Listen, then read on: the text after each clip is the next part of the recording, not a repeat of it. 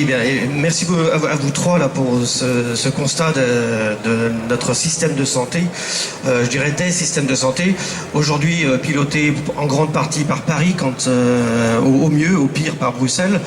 Et moi je me pose toujours la question de savoir quelle est la place du citoyen. Parce que rigolez pas comme disait Coluche, mais c'est votre pognon quoi. À chaque fois c'est notre argent qui est dilapidé, on ne sait où, enfin on sait trop bien où ça va. Donc je me suis intéressé à savoir la place du citoyen et je l'ai retrouvé un tout petit peu à travers des conseils territoriaux de santé, à travers la conférence régionale de la santé autonomie, qui sont des instances dites de démocratie en santé, où cependant on a la main sur rien. Donc, quand vous parliez tout à l'heure des problèmes des instituts de formation de santé, eh bien oui, moi on y va en disant il ne faut pas fermer les IFSI aujourd'hui, alors qu'on continue en Bretagne à fermer les IFSI. C'est pas entendable, c'est pas entendable. Et les IFSI et les instituts de formation, notamment pour les aides-soignants, il faut que ce soit du territoire. Il ne faut pas les éloigner des territoires où demeurent aujourd'hui les personnes âgées et les handicapés et enfin tous les usagers. À la conférence régionale de la santé et de l'autonomie, là aussi je pensais trouver quelque chose du type conseil régional de santé qui pourrait donner des éléments aux décideurs. Et puis je me suis très vite aperçu que les conseils régionaux, ils n'avaient pas la main non plus là-dessus, sur rien du tout. Donc à un moment donné, c'est à quel moment on reprend ce pouvoir quoi. Et c'est à nous de décider ce qu'il en va de notre santé, de notre prise en charge, troisième âge, quatrième âge aujourd'hui, handicap, qui est une branche totalement délaissée, enfin elle est en train de pourrir cette branche-là. Vraiment, moi je demande à ce que ça revienne aux citoyens. De la sécurité sociale, un cas précis. J'ai ma femme qui est... micro, ouais. Oui. Un cas précis. J'ai ma femme qui a souffert d'un cancer généralisé pendant un peu moins d'1 an. Et sans la sécurité sociale, quand vous voyez les frais que ça incluait et tout, eh bien à cette heure-ci, à la fin de ma vie, je serai clochard. Voilà. Comme ça arrive aux gens qui vivent aux États-Unis ou en Angleterre, ils peuvent avoir tout ce qu'ils veulent. Sitôt qu'il y a une maladie qui se met, même s'ils ont du bien, ils bouffent tout et ils se retrouvent dans la rue. Voilà. Comme précédent. Oui, et on peut se demander pourquoi cette sécurité sociale est aussi attaquée. Il me semble que c'est quand même un sacré moyen d'émancipation et un moyen de sortir du capitalisme aussi. Puisque d'un côté, la logique de la sécurité sociale, c'est de donner des droits. Et aujourd'hui, tout ce qui est donné, ou plutôt tout ce qui est cédé, est de l'ordre des aides. Or, quelqu'un qui est aidé n'est pas enclin à se battre comme quelqu'un qui a des droits et qui peut faire valoir ses droits debout. Deuxièmement, la sécurité sociale, elle permet des investissements socialisés. Ça veut dire qu'elle permet de montrer que les investisseurs qui aujourd'hui ont tous les droits, c'est-à-dire les actionnaires, et qui n'ont aucun sens de ce que peut être l'intérêt général, eh bien, que ces actionnaires sont obsolètes. On peut s'en passer. Et comment Friot a démontré là dans ses travaux que dans les années 60, il a suffi d'augmenter le taux de la cotisation sociale pour permettre de créer le système d'hôpitaux des CHU là, sans passer par le partenariat public-privé, sans passer par les banques, etc. C'est-à-dire que c'est un moyen qui permet de sortir de la sphère marchande, comment on appelle ça là, qui rapporte des dividendes, hein, de sortir de toute une partie de notre économie. Il faut rappeler que le budget de la sécurité sociale est supérieur à celui de l'État. Donc, depuis sa création, cette sécurité sociale a été attaquée de tous les fronts. Sur tous les fronts, on a enlevé le pouvoir de gestion des travailleurs, on a enlevé les moyens, on l'a disqualifié en appelant cotisation sociale, charge sociale, et en créant le fameux trou de façon complètement volontaire et idéologique. mais que c'est en même temps un immense levier d'émancipation. On a vu des projets, projets comme sécurité sociale du logement, sécurité sociale de l'alimentation, qui aujourd'hui remet sur les pieds et permettrait à la fois de créer la démocratie alimentaire et de défendre l'agriculture paysanne. Donc là, on a un immense moyen d'émancipation et je crois qu'il faudrait qu'on se mette tous là-dessus. Gaëlle, j'avais oublié. Après l'intervention, peut-être que s'il y a quelqu'un qui la souhaite même après, vous me dites, sinon on va peut-être refaire un tour de table.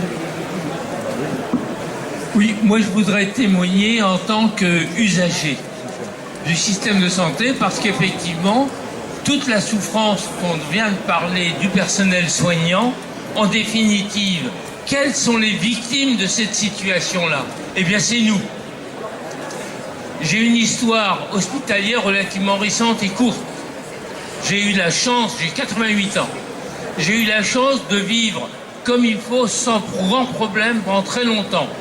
Une petite histoire qui fait apparaître un peu incidemment que des petits troubles d'arythmie, enfin à un moment donné, mais on vieillit, et quand on vieillit, nous sommes chacun d'entre nous une unité finalement qui porte différentes potentialités, ça peut varier. Dans cela, on est pris en charge par, dans l'occurrence, un cardiologue. Et qu'est-ce que l'on constate au bout du compte? Parce que cette année, j'ai eu l'occasion d'avoir une connaissance pratique de l'hospitalisation, alors que j'ai quand même siégé pendant 3 mandats à la CRSA. C'est-à-dire que je ne découvrais pas l'hôpital et son type de fonctionnement, au moins théoriquement, au travers de ça, je savais. Eh bien, ce que j'ai constaté, c'est que si je ne l'avais pas ouvert, je pouvais me considérer comme un parpaing dont on ne s'intéressait pas ni à mon histoire, et pourtant, il y avait quelque part une indication qui avait alarmé, par exemple, un cardiologue. Mais quand, pour la première fois, au bout de 3 semaines, il vient me voir en me disant « je ne suis pas d'accord pour que vous sortiez », alors que le chirurgien avait décidé « vous sortez, vous marchez 1 demi-heure par jour et ça va aller très bien », alors je ne comprenais plus rien. Et je suis sorti contre l'avis du cardiologue en question, parce que soi-disant, il y avait une urgence et tout ça. Mais pour arriver à régler ce problème d'urgence, il a fallu attendre 3 semaines. Et il n'avait pas été capable, dans le système hospitalier où j'étais hospitalisé, de prendre les mesures pour essayer de voir de quoi il était question au fond. Alors moi, je suis vraiment en colère aujourd'hui, parce que j'ai l'impression qu'on nous prend pour des parpaings, si on se laisse faire, parce que quelque part, c'est le fric qui compte et pas la santé des gens. Et si nous ne nous mettons pas en colère, eh bien, ça va s'empirer.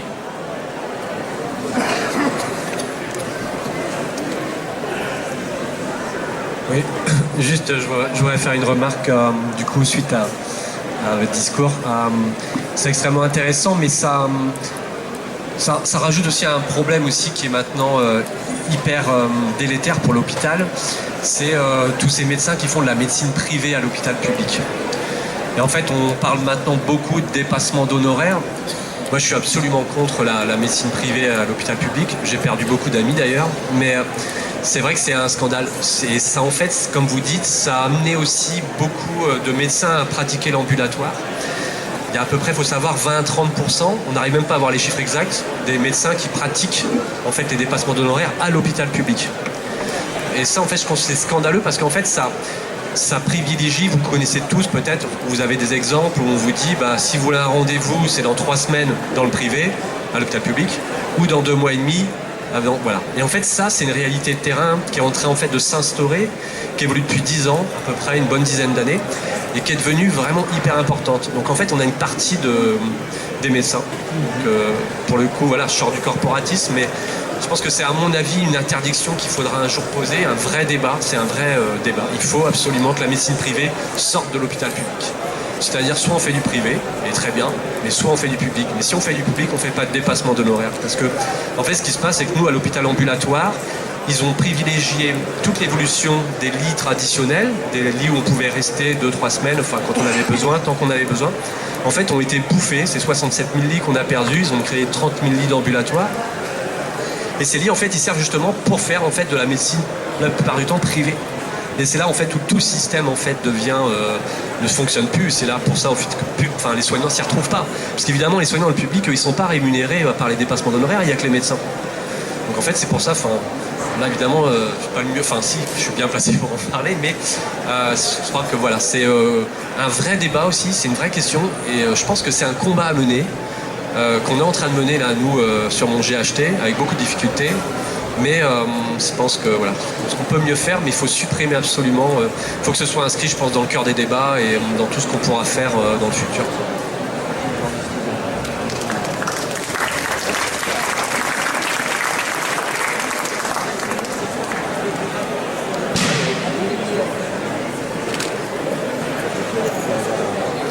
Bonjour, moi ce que je voulais aussi témoigner, c'est les médecins, je donne plusieurs exemples dans mon entourage qui ont eu des suivis à l'hôpital public, que ce soit pour un cancer de la prostate ou pour d'autres pathologies.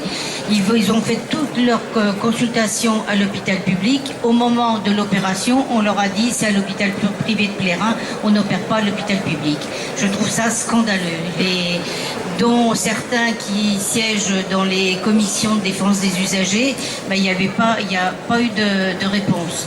Comme aujourd'hui, quand on veut aussi voir un ophtalmo, ça devient compliqué.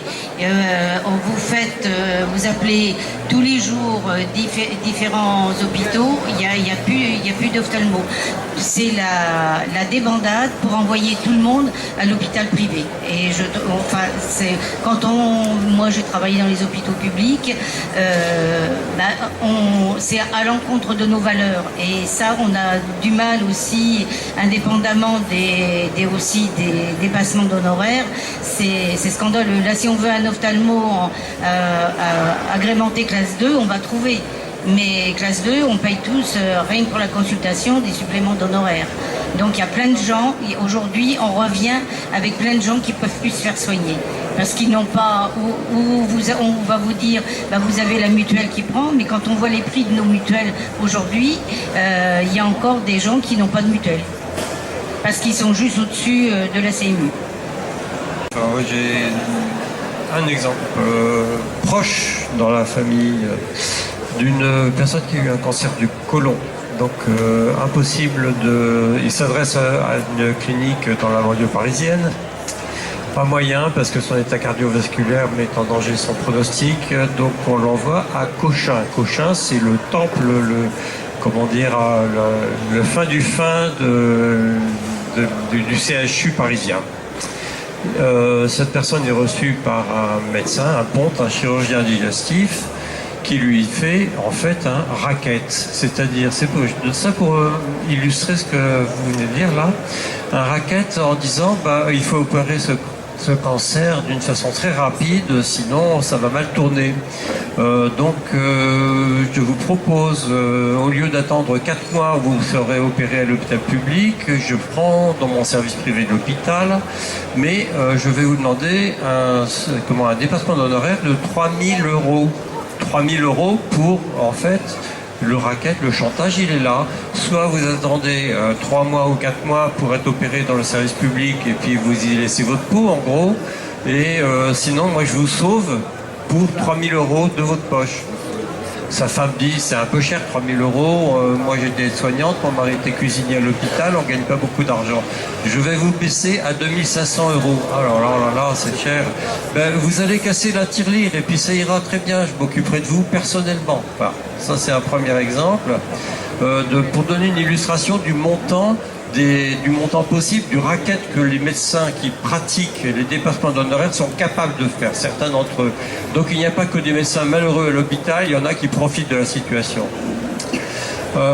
Deuxième exemple que je tiens à rappeler, c'est effectivement l'intervention des officines d'intérim. la pénurie de médecins et de personnel soignant dans les hôpitaux est telle que les directions sont obligées, pour maintenir une continuité des soins, de recourir à l'intérim. Et là, c'est pareil, les chiffres sont astronomiques, c'est-à-dire que vous me contradirez peut-être, une garde d'anesthésiste réanimateur de 24 heures peut être payée jusqu'à 4 000 €. Imaginez 4 000 € pour 24 heures. Donc vous avez toute une série effectivement de médecins qui sont attirés par ce mode d'exercice qui n'entraîne aucune continuité, aucun investissement, puisque bon, en 24 heures on s'en va, on monte sur son bateau, on va faire la croisière, on revient un mois après pour gagner encore 4 000 €. C'est pas si désagréable que ça. Simplement, c'est le système de la continuité des soins qui est mis en cause, et puis la démesure en fait de ces salaires, de ces revenus qui sont accordés aux médecins. Dans une proportion un peu plus faible, les infirmières sont tentées aussi de quitter l'hôpital pour se faire embaucher dans des sociétés d'intérim et gagner plus tout en ayant beaucoup moins de responsabilités puisqu'elles ne font que passer. C'est une sorte de tourisme professionnel. Voilà. Derrière tout ça, il y a aussi la question de la formation des médecins. Plus on ferme de lits, moins il y a de terrains de stage. Donc ça veut dire que la formation des personnels soignants, qu'elles soient infirmières, aides-soignantes et médecins, est réduite par les capacités de formation sont altérées par cette politique de réduction des lits. Donc ça, il faut avoir ça en tête. Plus on ferme de lits, moins il y aura de formation, plus la qualité baisse. Et derrière, moi, je me suis mis quand même comment tout ça se passe. En 1980, il y a eu un président des États-Unis qui s'appelait Ronald Reagan. Ronald Reagan a fait une déclaration qui a en fait changé toute l'évolution de l'économie mondiale. Il a dit « l'État n'est pas la solution, l'État c'est le problème ». Donc cette citation-là a servi de point de base à la politique de tous les dirigeants pratiquement de la planète, qui ont fait que les services publics sont devenus l'objectif principal à abattre. Voilà, c'est cette citation-là que je reviens sans cesse, que je me remémore sans cesse pour comprendre ce qui se passe aussi bien pour la santé, que pour l'éducation, que pour la justice, que pour tous les services publics qui sont soumis à cette règle. L'État, c'est le problème. Il faut l'abattre. Voilà, c'est ce qu'ils sont en train de faire. Là, merci. Parole à Mama, si elle est prête, sinon, oui, ça ira. Ouais. J'ai une petite conclusion. Petite conclusion. Merci pour tous ces échanges et témoignages de votre part. Pour résumer un peu toute cette situation, là, au cours de la période 2013 à 2019, en 6 ans, pas moins de 68 hôpitaux ont mis la clé sous la porte. 21 000 lits d'hospitalisation complète ont été supprimés, 100 000 lits au cours des 20 dernières années. On comprend mieux la pression exercée sur les services d'urgence, alors que 4 générations aujourd'hui cohabitent. Il paraît incroyable que nos pouvoirs publics n'aient pas pris en compte l'évolution des pathologies du grand âge et de la dépendance. Nous étions 52 millions de Français en 70 et nous sommes 67 millions, 20% de personnes âgées d'au moins 65 ans. En 2040, environ un habitant sur 4 aura 65 ans et si la tendance continue à se maintenir, en 2070, nous serons 76,5 millions d'habitants et la quasi-totalité de la hausse de la population concerne les plus de 65 ans et le pays comptera 270 000 centenaires. Personne au niveau des pouvoirs publics, des politiques et des administrations ne peut feindre la surprise face à ce tableau social préoccupant. À partir de faits concrets, des milliers de professionnels du soin les alertent sur les situations et certains d'entre eux manifestent aujourd'hui leur exaspération dans la rue. Encore faudrait-il les entendre et reconnaître et respecter au préalable celles et ceux qui ont voué leur vie professionnelle et personnelle en exerçant les métiers du soin et de dispensation des soins. Une espérance de vie allongée, un vieillissement retardé mériteraient sans doute que leurs conséquences sur le logement, l'alimentation, l'emploi, le financement des dépenses de santé, de retraite soient appréhendées avec la même intelligence et la même volonté d'aboutir que celle des équipes scientifiques pluridisciplinaires qui œuvrent en biologie humaine. Il apparaît tout aussi incroyable que les pouvoirs publics n'aient pas pris en compte l'accroissement des inégalités, de la précarité et du nombre de pauvres. Il appartient au pouvoir public de réagir très vite à la crise du système de santé que nous subissons, d'autant plus violente qu'elle couvre depuis longtemps, sans quoi le ressentiment et les colères iront grandissant. Et pour revenir sur la sécurité sociale, je pense, à mon avis, que c'est une innovation d'avenir, celle de l'accès au droit à la couverture sociale universelle de la protection sociale au niveau mondial, comme notre sécurité sociale, un investissement qui permettrait de lutter contre l'extrême pauvreté et réduire les inégalités et renforcer l'égalité des chances et l'autonomie des individus.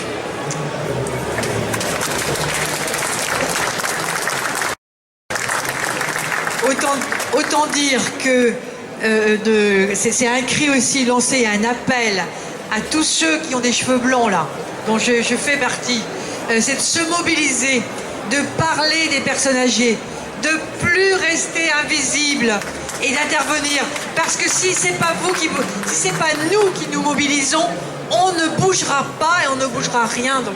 Et ça fera bouger d'autres jeunes, parce que les jeunes sont concernés par les vieux.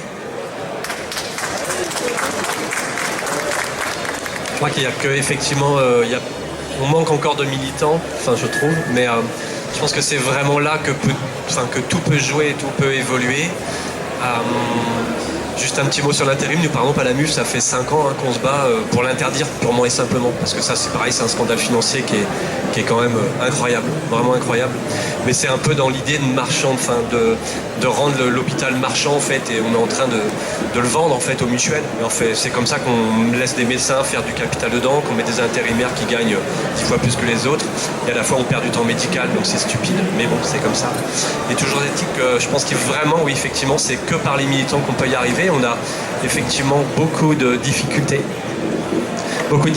à trouver des militants maintenant chez les jeunes, et je pense que c'est vraiment notre cheval de bataille d'essayer d'aller, il faut aller chez ces gens-là, c'est chez ces jeunes-là, il faut réussir à les convaincre, et ils ont tellement d'angoisse par rapport à la société future que je pense qu'on a les arguments nécessaires et la force pour pouvoir monter un petit peu, on va dire monter la grogne sociale, je pense.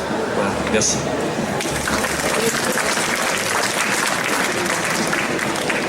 Plusieurs remarques pour cette conclusion. La première, d'abord, c'est que effectivement, oui, la place des citoyens, elle est complètement gommée. Parce que ce que tu as évoqué, que ce soit les CTS ou les CRSA, en fait, ce sont des chambres consultatives, je rappelle. Avec la loi HPST, c'est simple. Il n'y a que le directeur ou la directrice générale de l'ARS qui a droit de signature. Et c'est sa signature quand elle est posée, et elle est posée avec ou sans des avis qu'elle peut entendre ou n'entend pas, mais c'est sa signature qui compte. Ça, c'est inadmissible. Inadmissible d'avoir un système de santé qui est à ce point-là pyramidal que seul celui... C'est comme si demain, le Parlement pouvait... Vous allez me dire qu'on est déjà pas loin, et que le Parlement dise ou dise pas quelque chose, le président de la République, il signe, c'est bon, c'est voté, c'est gagné. Ça ne peut pas durer comme ça. On ne peut pas laisser faire ça.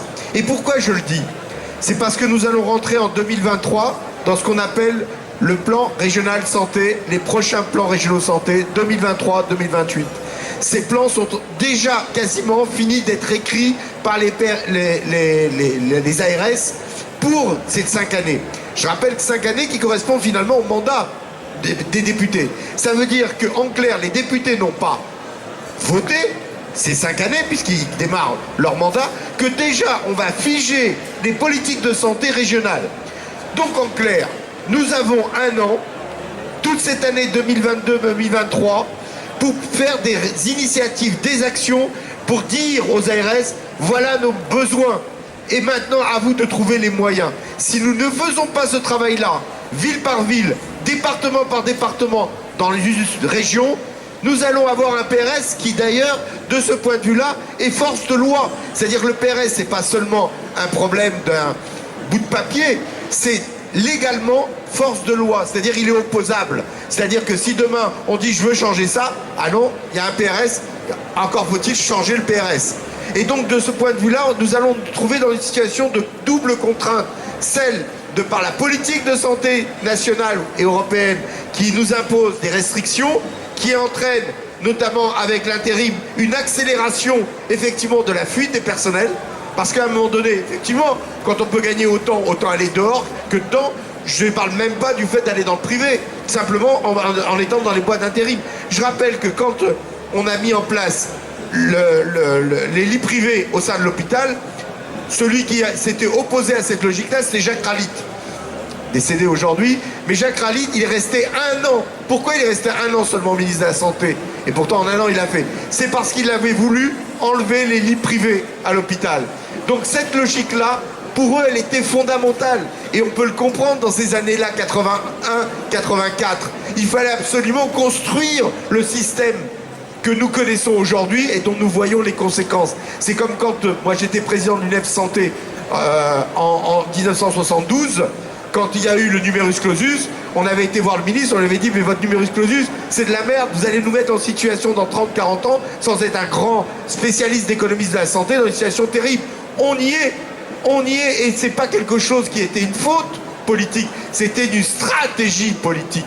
Et c'est ça qu'il faut qu'on comprenne bien et qu'on fasse comprendre aux gens.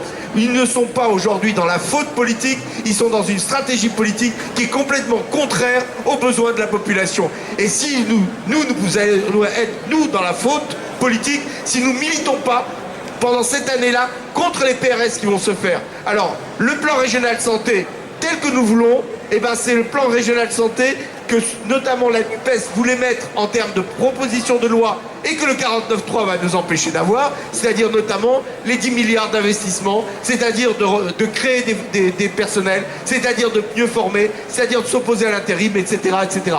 Toutes ces propositions que nous formulons, les partis politiques de la gauche, il faut qu'elles soient reprises localement.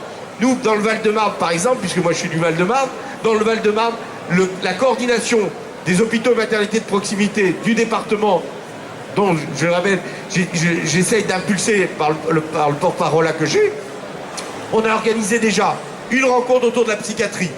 On a fait des propositions, une rencontre sur la filière gériatrique et la prochaine aura lieu sur les rapports ville-hôpital et les urgences. Tout ça va nous amener à un carnet blanc ou un cahier blanc de nos propositions au mois d'avril, et on va faire d'avril en juin des batailles multiples avec l'ARS. Le problème pour l'instant, c'est que le Val-de-Marne, c'est toute l'Île-de-France qui devrait le faire. Mais si l'Île-de-France le fait et qu'il n'y a pas la Bretagne, qu'il n'y a pas les autres régions, on est dans une situation où nous laissons faire.